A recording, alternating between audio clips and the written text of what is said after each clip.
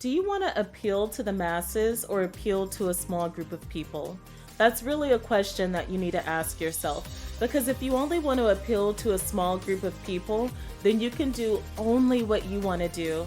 But if you want to appeal to the masses, you need to make sure that whatever you're creating will be intriguing, interesting, and fun for more people to watch than just your friends and family. Appealing to the masses could be 100,000 people, could be 1 million, could be 50 million, but whatever you want your audience to grow to, that's the kind of content that you need to deliver. But how do we do that? You have to imagine yourself being in front of all of these people on a stage. 1 million people are watching you right now. How are you going to perform? Are you going to act like you don't care and you're just here and you just want to see what's going to happen? Or are you going to prepare yourself and be ready to present yourself in front of 1 million people? That's a lot of people.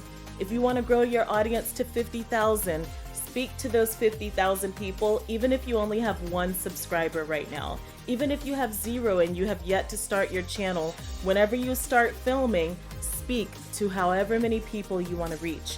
And once you start imagining those people in your mind, you'll begin to see a change in how you present yourself and how you film your videos. Let's grow.